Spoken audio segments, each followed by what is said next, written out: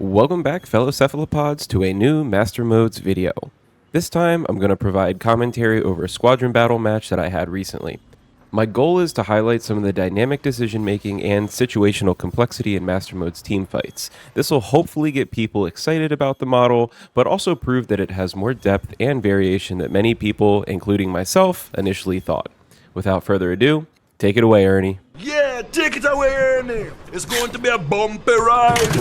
Target selection is extremely important in Master Modes, so I start the fight looking for an enemy Gladius to quickly take out. There's far too much fire coming from the ship on the right, so I know it's likely a Buck or a Hornet and not good candidates for my first target. With the new capacitor changes, you always want to start fights max to weapons so that you get an additional 30 shots in the Gladius, which over time makes a massive difference. I also noticed shots coming overhead from one of my teammates at this Gladius, so I know that I can engage it as a primary target and have at least one other person helping. My goal while third-partying this target is to stay on top of it to ensure the maximum amount of my cone fire lands on the target, stay as close as possible for the same reason, and also keep them on my screen so there is zero downtime where I'm not shooting. I don't do an incredible job of this, but that's what I'm going for. I score an assist on the first Gladius and start looking for my next target, which happens to be a Gladius right in front of me. Again, they're the squishiest by far, and in Master Modes, creating a numbers disadvantage is incredibly important, so it makes an excellent primary for my next target. I score a kill with the help of my teammate, and my radar shows that we've created a 3v1 scenario where my other teammates can quickly mop up the last of their team and we prepare for the next wave. You can tell here my teammates are also exceptional at grouping their fire at a primary target, so I zoom over quickly to help turn a 2v1 into a 3v1 to mop it up quickly and continue our numbers advantage.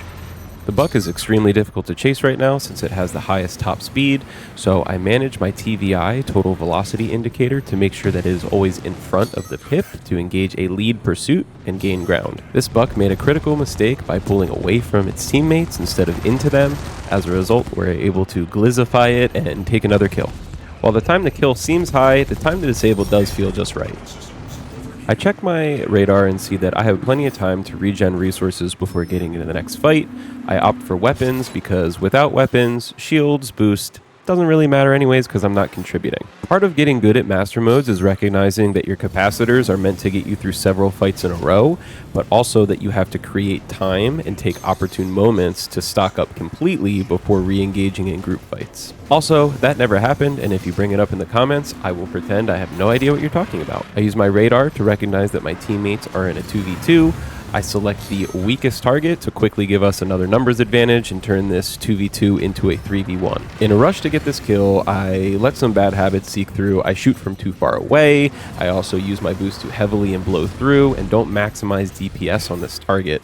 As a result, one of my teammates dies, and we actually get stuck in a 2v2 because of the reinforcements. I don't notice this and go for a wrench, which is bad decision making on my part, but the Buccaneer behind me, instead of taking the 2v1 on my opponent, chooses to chase me. The Buccaneer blows through, giving me an opportunity to continue going the opposite direction and help my own teammate with the 1v1 that they're in, but I get a little cocky here and I decide to take the mismatched ship and go for a 1v1 despite having less shields, them having full shields, and being down to half of my capacitor. Time to show off skill expression. When the Buck turns to fight me, I can force it into lower speeds where the Gladius has a massive 1v1 advantage where I can push the vertical or push their yaw and really punish them and avoid their incredible forward-facing fire. The rest of this fight is a great example of how to push someone's yaw, or like I like to say, keep them vertical on your screen, and really punish that ship mismatch and beat them even though they have much more significant DPS in their forward-facing firepower. You'll see that at the end, I do drift away, and keeping them vertical really is less effective the further away you get. Luckily enough, I finish them off before I take serious punishment for it. Here's another great example of why I shouldn't have chased that Buck. Instead of having time to get my shields and weapons back for this next fight, I have to go into nav mode to quickly get back, In nav mode, I can't regenerate any of these resources, so another really great display of why chasing that Buccaneer and leaving the team dynamic is not the right decision. As a result, I'm going to enter this next fight without any shields, and I'm also going to only have 81 in my capacitor instead of 110, which is a serious disadvantage for opening up a team fight. And the best thing to do would have been to go after the Gladius that my teammate is also shooting at, that passes by my screen, but instead I select the Vanguard, which you can see I do very little damage to, especially because I have limited capacitor, and I realize this mistake, pull off and go for a different target. I could try to boost up here, but even then I can never keep up with a Buccaneer, and it would also just put me right in the sights of that Vanguard and its powerful guns. My teammate is far enough away that they'll easily enter nav mode for an escape, so I start looking to turn around and make contributions better to the team. My teammates are in a 2v3, and I know that the Vanguard and the Buccaneer that were chasing the person now in nav mode is well on their way back, so it's incredibly important to close quickly, so I dump boost to drop a first target, turn this into a 3v3, and then we really need to get down to business to clean this up before those heavy hitters show back up. Again, in Master Modes, target selection matters, so I look for the first Gladius that I could see that is vulnerable. This one has its rear shields down, makes an excellent way to minimize this numbers disadvantage right before the other ships show up. In this next fight, I do a lot of things right, and that goes from like decision making, but also into applying technical skills and maneuvering properly. So pay attention. I'm going to highlight a lot of the things that make this fight go well for me rather than going poorly. One of these things is merging without overshooting and always keeping your target on your screen, maximizing your potential for optimal DPS. If you blow past someone, not only do you have to spend time and resources catching back up, but you're also not able to apply damage and help your team. Merging and staying close are skills that have always been important in this game, and that many people were worried would be lost in Master Modes or that would be too easy, but it still requires a lot of timing and throttle control to do this properly. In this next maneuver, I boost to position my ship where I know their wingtip is going to be to put them vertical. Once there, I apply an extremely hard left strafe to stay, keeping them vertical on my screen, punishing their rate, and eventually getting a kill. In my mind, this is the perfect example of how anticipating an opponent's maneuvers, mastering your own, having solid aim, all contributes to the expression of individual skill, even in a team fight environment. In this next fight, you can see even when I'm not applying DPS, I can maneuver well enough by keeping them vertical or pushing their yaw so that they're unable to apply any DPS to me, while my teammates get great shots on hull, wrapping up the kill. Since there are no other targets, we all kind of take turns wailing on this Vanguard, but ultimately accomplish very little. In Arena Commander Squadron Battle, I don't think there's any value at shooting at Vanguards at all, to be honest with you. It's not worth the expenditure of your capacitors, but it does really flesh out the Vanguard's kind of intended role, purpose, and feel to just be an incredible tank that can be a distraction if you're not selecting targets properly, and dish out heavy damage if you are not paying enough attention and you fall into its sights. Apparently in this fight, my teammates all figured that out way before me, and they started fighting someone else. I kind of catch on. I turn my sights back to the group to start making contributions where I can. Normally I'd go for the Gladius that I have targeted, but I notice it's completely blue hull and has all its shields up and is not taking fire from any of my teammates, so I switch targets, notice that there is a damaged shields down Buccaneer that everyone is focusing. In this situation, combining your fire is more important than simply going after a Gladius, so that's what I do. For my next target, I do notice that there is a Gladius shooting at me. It ends up not being a Gladius, it ends up being a Buccaneer. That becomes important later, so remember that. But I do go for the Hornet. It's trading blows with my teammate at pretty far range, so I know that my teammate is likely going to lose that battle. In an aim race, the Hornet almost always wins, so I prioritize that target to wrap it up before I lose a teammate. To select my next target, I notice that my teammate's on my screen and his line of fire is going to someone. I follow this line of fire to find my next target, because the most important thing in selecting your target is making sure that you are shooting at it with somebody else.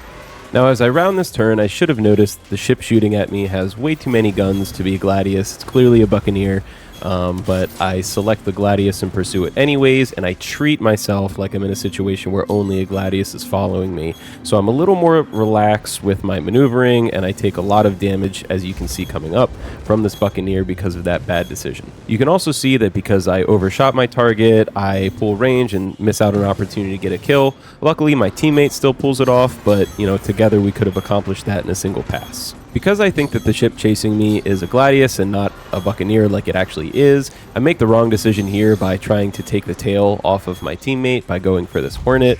The Gladius behind me should be squishy enough to drop easily, and it shouldn't be putting out enough damage to severely hurt me, especially because I have high degree of confidence in the teammate that I know is shooting at it.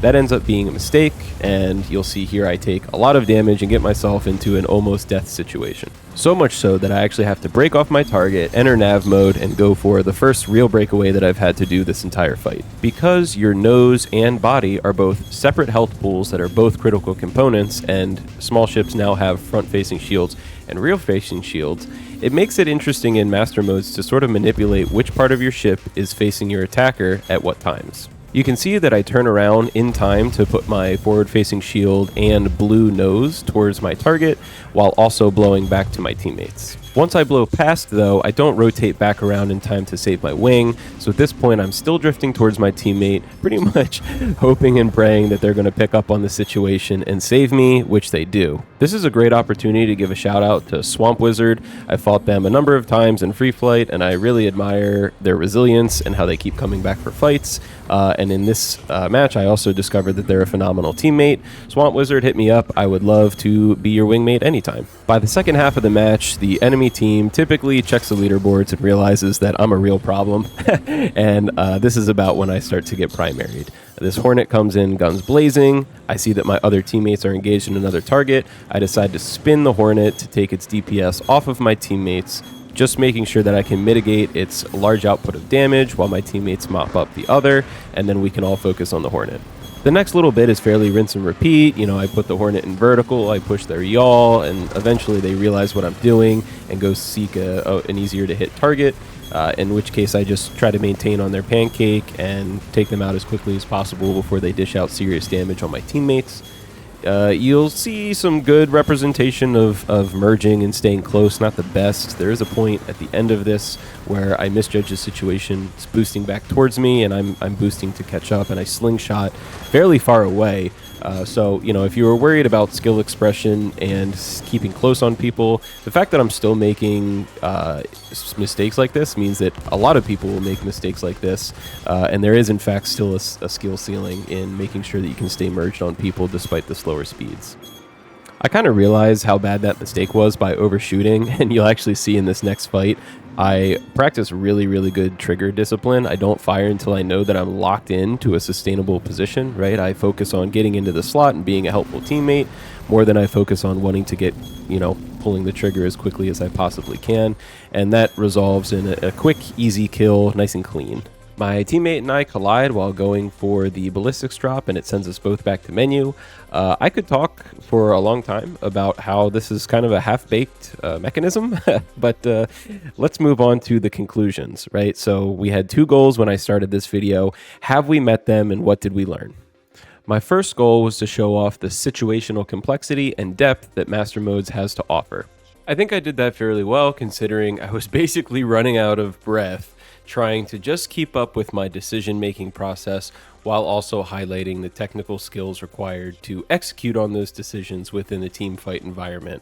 I also want to point out that there was only one point in time that I had to break away, and the rest of the time was spent applying DPS, switching targets, or baiting people into chasing me and my solid maneuvers to give my teammates chances to apply their DPS.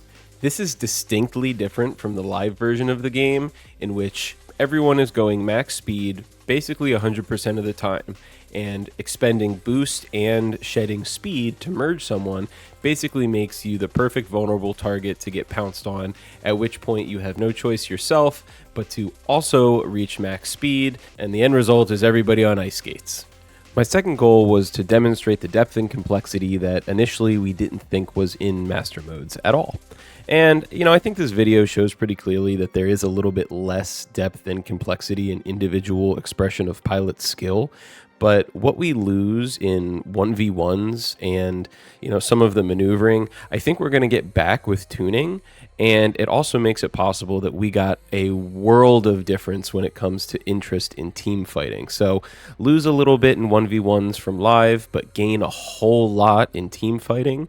in Master Modes.